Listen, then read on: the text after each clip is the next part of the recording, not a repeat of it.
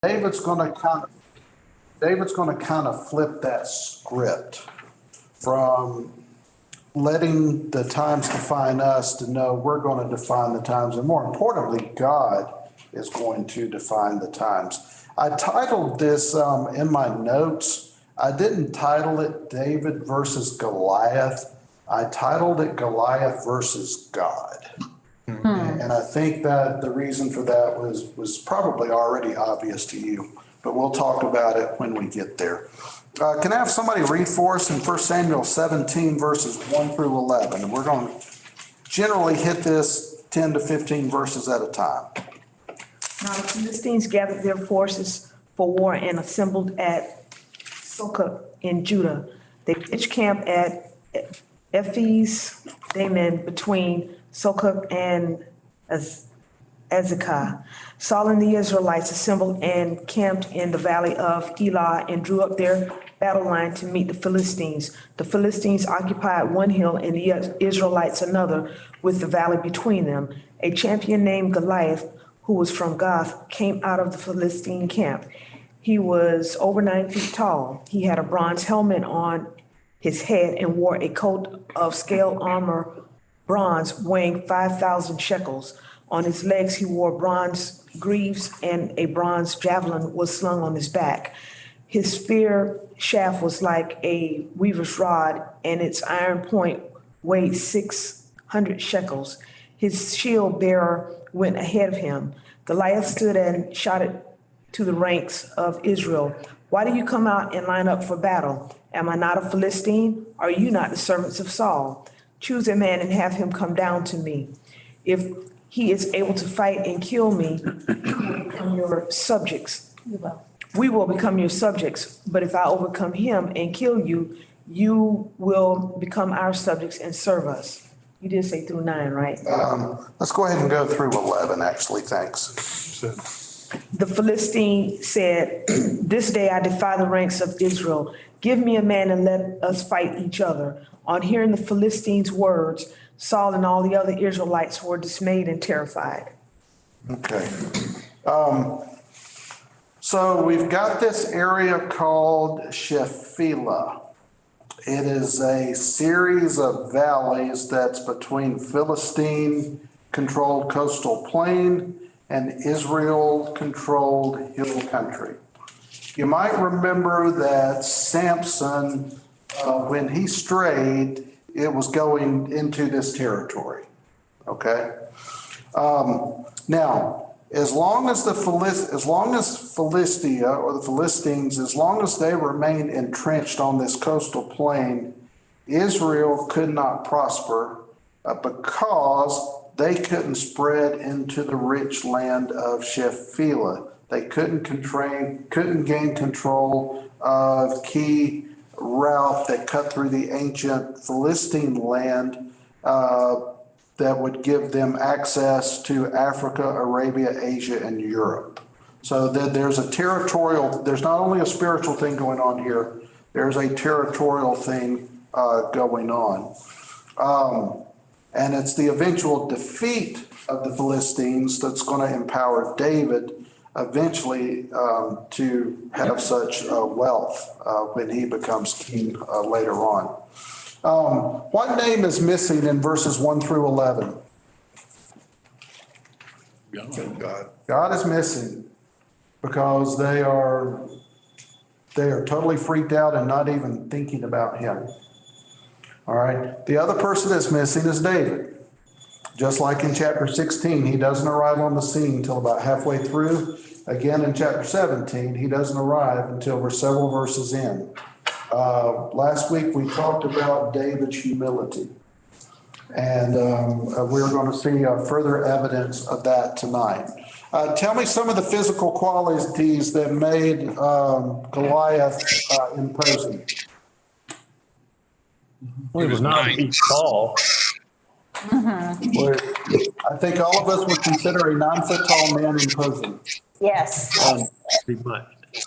I don't know who the tallest person y'all have ever been around before was. The tallest person I've ever been around was 7'4".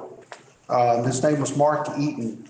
When I was in college, I was covering some basketball stuff for radio, and the Hawks were playing the Utah Jazz. And the Hawks had a guy that was 7 foot tall named Tree Rollins, but Utah had a 7'4" guy that was like 285 pounds named Markey. And on TV, he looks huge. In person, Yeah. whoo. All right, so Goliath's got another two, maybe 2.5 feet on that guy. All right, so just the height alone is extraordinarily imposing. Mike, Troy, the something to throw in with that is that as you go back in time, the average height of the average adult height was lower than it is today. yes. So by comparison, he was even taller than what Yeah, we would think of today. So yeah, for sure. Jeannie, if you could stop unmuting yourself, you're the one causing all the feedback. Sorry. Okay, so we got it. So, yes, yeah, you never know. So on top of being 9 feet tall, he has an armor from his shoulder to his knee, probably weighed in the neighborhood of 175 pounds. His armor weighed more than half of y'all in this room. And probably way more than David. Yeah, probably more than David. Oh, Now, let me say something about that. We don't have any textual evidence that David was scrawny, but in this case, he's still young. So he might have been fully tall, but he's probably not fully fit. Does that make sense? yeah. He's wearing, Goliath is wearing a bronze leg armor. He's got a bronze javelin on his shoulder. He's got an iron spearhead that weighed in the neighborhood of 20 to 30 pounds. So Goliath is a pretty imposing dude. So the thing that he really needs is an armor bearer in front of him, right? but he's got that too. All right. He's got an armor bearer in front of him, walking ahead of him, carrying a shield the size of a human body. So this is quite a sight. Now, let me ask you this. And this will require going back in time a little bit. What is it that why is Goliath even a problem to start with? And this is going to take going all the way back pre-Joshua. Is this a situation where sometimes the armies, rather than fight amongst themselves, would send out their strongest warrior and battle it out in the middle and then, We're going to come to that in a minute. oh, okay. We are. Because that was not as unusual as you would think, just reading the text. It's more common than you think. Okay. Well, the Jews didn't do what they were told to do. Yes, exactly. They didn't eradicate the peoples they were supposed to eradicate. Oh, yeah.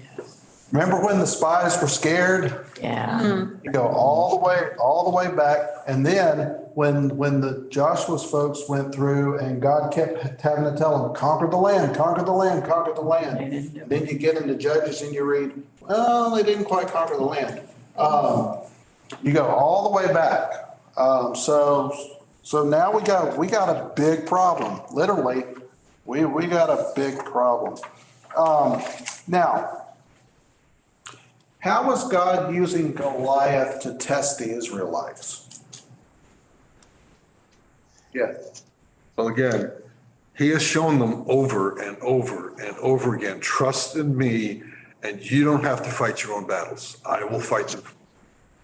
Sure. And they haven't even put that in the back of their mind, never mind the front of their minds. It is not dawning on them. And they have, as a nation, they've got plenty of experience with a faithful God. Okay, yeah. He was literally yelling at them. Are you not servants of Saul? You know, pick somebody, come down here and fight me. And at the end of what we just read says, and then Saul, and they were all afraid. Why were they afraid if they had God with them? But they had forgotten that. They had forgotten that they were God's people and that they had him with them. So they have gotten to a point where they thought they could do everything by themselves. Now it comes to a point where they need God and they're still afraid. Okay. Now, we got a lot of layers going on to what you just said. It shouldn't be easy to forget God. When God's up there and Goliath's right here. Yep. Anybody ever experienced that before? Okay. That's the human in us. That's the human in us, Jack. That's exactly the human in us.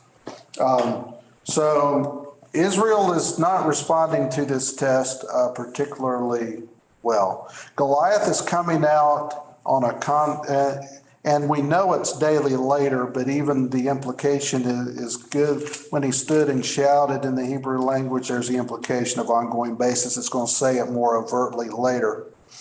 Now, David was the son of an Ephrathite. Now we've got David back on the scene. We're being reintroduced to him, which is an interesting tool of the writer.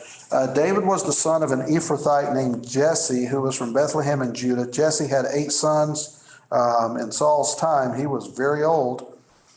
Jesse's 3 oldest sons that followed Saul to war, Eliab, we're going to read more about him in a minute, Benadab and Shema. David is the youngest. The 3 oldest followed Saul. David went back and forth from Saul to tend his father's sheep at Bethlehem. The future king is doing this. For 40 days, the Philistine came forward every morning and evening and took his stand. Jesse said to David, take this ephah of roasted grain, 10 loaves of bread for your brothers, hurry to their camp, take along these 10 cheeses to the commander of their unit, see how your brothers are doing, bring back some assurance for them. By the way, they did not have a commissary. So if you're fighting in the army, if you're going to eat, your family's providing for you. They are with Saul and all the men of Israel in the valley of Elah fighting against the Philistines. Early in the morning, David left the flock in the care of a shepherd, loaded up and set out as Jesse had directed. He reached the camp as the army was going out to its battle position, shouting their war cries back and forth. Israel and the Philistines were drawing up their lines facing each other. David left the things with the keeper of supplies. He ran to the battle lines. He asked his brothers, how you doing? As he was talking with them, Goliath, the Philistine champion Gath, stepped out from the lines, which means he stepped toward the Israelites, shouted his usual defiance. David heard it. And whenever the Israelites saw it, they all fled in great fear. Now, this happened for 40 days and neither side attacked the other. Not only did the Israelites not attack, not only did the Philistines it didn't happen either way. Come on, Mike. It didn't happen either way. So the Philistines don't attack, the Israelites don't attack. They just sit there and they yell at each other for 40 days. All right? You would think somebody would attack. They were both afraid. Either one thought that they had the upper hand. Yeah. There's a little more fear on the Philistine side than you might think. Okay? And certainly more than the Israelites thought. Now, there is a little bit of reason for that. Because you're standing on this hill, and to get from one hill to the other hill, you got to go through a valley to get there. So if you move first and you head down, guess who's got the upper hand? Yep. High ground. Whoever strikes first is at an inherent disadvantage. So basically, you've got this standoff for 40 days, each side waiting for the other to attack and then to pounce. Now, do you notice in this text that David's purpose in going to the front lines is not to fight? Not yet.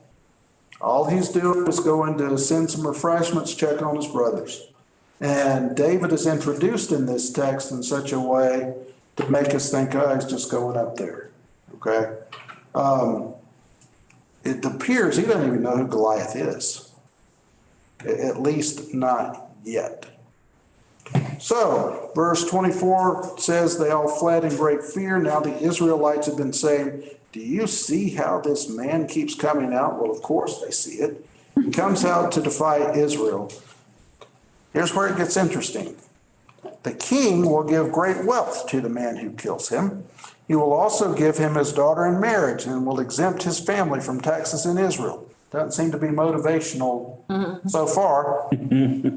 David asked the men standing near him, "Now, what will be done for the man who kills the Philistine and removes this disgrace from Israel? Who is this uncircumcised Philistine that he should defy the armies of the living God?" We're going to come back to that in just a minute. They repeated to him what they had been saying, told him, "This is what will be done to the man who kills him." When Goliath, David's oldest brother, heard him speaking with the men, he burned with anger at David. "What have you come down here for? And with whom did you leave these few sheep in the wilderness?" Talk about a shot across the bow. "Who'd you leave the sheep with?" In other words, you the shepherd, you got no business up here. "I know how conceited you are, how wicked your heart is," pot called kettle. You came down only to watch the battle. David says, "What have I done? Can I even speak?" He then turns away to someone else. He brings up the same matter. That's interesting. And the men answered him as before. What David said was overheard and reported to Saul. I'll ask you a question before we pick this apart. Who was the most physically qualified person in Israel to fight Goliath? Saul. Saul. Yeah. He stands head and shoulders above the rest. Yeah, he's a big He guy. is the Benjamite. He is from the warrior tribe. He's the most qualified. He's not going. Why's he not going? He's got a lot to lose. Because he's afraid too. He's definitely afraid. He's afraid because the Spirit of the Lord's already left him. Yeah. And he has Yeah, there's that, yeah. Yeah. And once the Spirit of the Lord's left him, of course, he's going to have fear. Like, Go ahead. Saul knew David. I mean, it's like when you enter this chapter, it's like all of a sudden Saul sees this little young man standing down there on the cliffside or whatever it is. That's not the way it is. He already knew David, because he was playing the harp for him. So he already knew who he was. And every time David played the harp, I think I'm right about this, Saul's spirit, God's spirit came back to him each time. But as soon as he would leave, Saul would go back to his same world, I guess, in terms of that. So it's not like we're introducing David to Saul in 17. He knows who he is. I'm expanding too much here, I'm sure. No, But it's like somebody said in just a minute. Yeah, but it's like, if you think about an army and you think about how people gather, the king or the guy in charge always way up here, his troops are always way up here in front of him, so he's not. So what's interesting is how he recognizes the fact and calls David to him after David hears all this stuff of what Goliath said. All right, let's talk about the path to get there. Because there's two parts of this. There's the before and the after. Because in light of what you've said, that kind of helps us understand at the end of this chapter, when it seems like Saul really doesn't know, he knows more than and he's trying to do something else, and hopefully we'll have time to talk about that.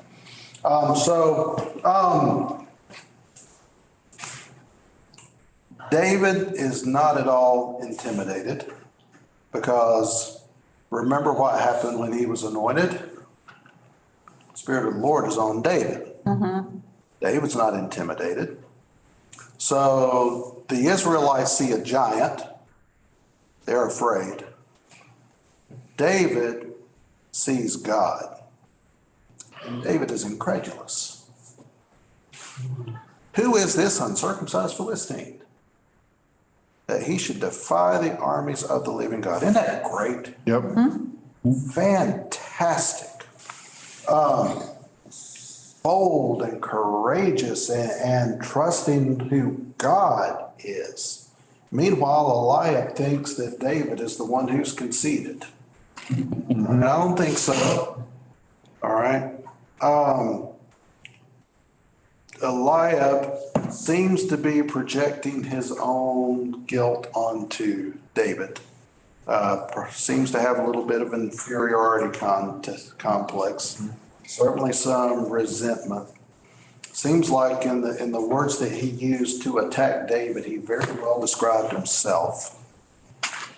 Now, going back to something that Bill just said, David keeps asking, what's going to be given to the man that takes out Goliath? It looks to me like he asked at least 3 times. He might have asked more. Verse 31 says, Saul. How did word get back to Saul? How many times did David do this? David says this enough, word's going to get back to the king. Now, to what extent David wanted word to get back to the king? Was it just the hand of God? Yeah. So David says to Saul, let no one lose heart on account of this Philistine. Your servant will go. I'll fight him. You're not able to go out against this Philistine and fight him. You're a young man. He's been a warrior from his youth. David says, David says, your servant has been keeping his father's sheep. When a lion or bear came and carried off a sheep from the flock, I went after it, struck it, rescued the sheep from its mouth. When it turned on me, I seized it by its hair, I struck it, and I killed it. Your servant has killed both the lion and the bear. This uncircumcised Philistine will be like one of them. Why? Because he has defied the armies of the living God. Not because David is super David. It's because this man has defied the army of the living God. The Lord who rescued me from the paw of the lion and the paw of the bear will rescue me from the hand of this Philistine. Saul said, all right, go ahead. May the Lord be with you. You've heard those words before used like, oh my goodness, may God be with you. To what extent Saul actually meant that and how he meant it? So Saul dressed David in his own tunic. He put a coat of armor on him, bronze helmet on his head. David fastened on the sword of the tunic, tried walking around. He wasn't used to it. I can't go in this stuff. I'm not used to it. He took it off, took a staff in his hand. He chose 5 smooth stones from his sling, put them in a pouch of a shepherd's bag, sling in his hand. He went after the Philistine. Notice a couple of things before we keep reading. One, the men who are trained to fight won't fight. The teenage boy from the shepherd field will fight. All right. What is giving David the confidence to go into this fight? God. God. Belief in God. Faith. His relationship with God. Yep. He's got a relationship he's got a history with God. Okay. There's been faithfulness with a lion. There's been faithfulness with bear. Yeah. And do you notice David attributes both of those to the work of God? Yeah. God will protect me. All right. So David believes Goliath is defying God. And David is convinced God's not going to stand for that. So David's not going to stand for that. I just want to point out real quick. At first, it sounds almost like David is bragging about the lion and the bear. But then the way he wraps it up, he basically says, no, it's not me. It's God. Exactly. There's an added principle there that sometimes when we're in the heat of the moment, we forget what we ought to remember and we remember what we ought to forget. And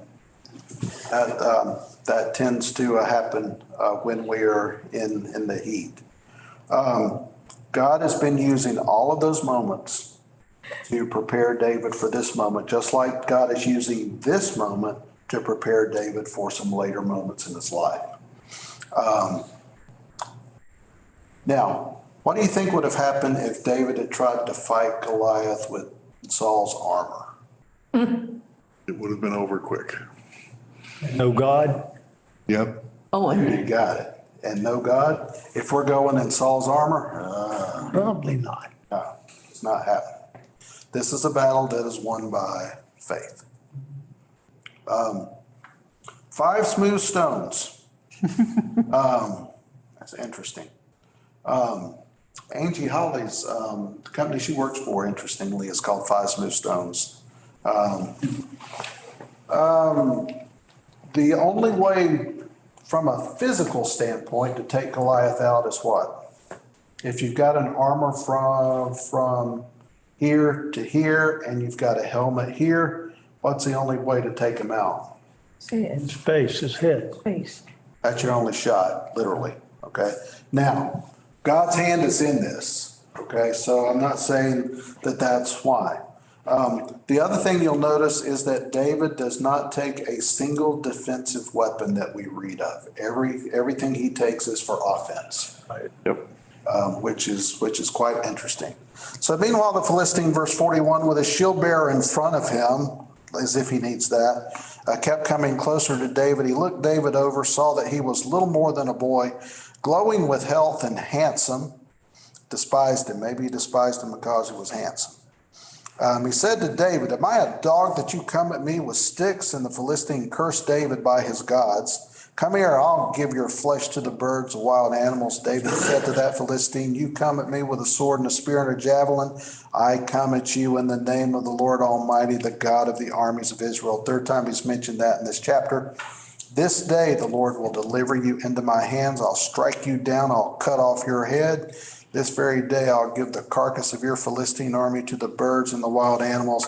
The whole world will know that David is awesome. No. Didn't even have to be reading to know that was wrong. That's World Wrestling Federation. Yeah. All right. The whole world will know there's a God in Israel. All those gathered here will know it's not by sword or spear. The battle is the Lord's. Y'all have probably highlighted that in your Bible. He'll give all of you into our hands. Philistines moved closer. David ran to meet him. Can you imagine if you're Goliath and this scrawny little kid with a sling in his hand comes running at you? So David comes running at him, reached into his bag, took out a stone, slung it, struck the Philistine on the forehead. He had 5 stones. It took one. Stone sank into his forehead. He fell face down on the ground. David triumphed over the Philistine with a sling and a stone. Without a sword in his hand, he struck down the Philistine. David ran, stood over him, took the hold of the Philistine's sword. We're going to read about that sword later on in this story of David. Drew it from his sheath, killed him, cut off his head with the sword. Philistines saw that their hero was dead. They submitted. No, they didn't. Nope, they ran. Remember what the deal was supposed to be? We'll submit. Yeah. Whoever wins, no, it didn't work that way. They tucked tail and ran. So the men of Israel and Judah surged toward them with a shout, pursued the Philistines, ran to the gates of Ekron.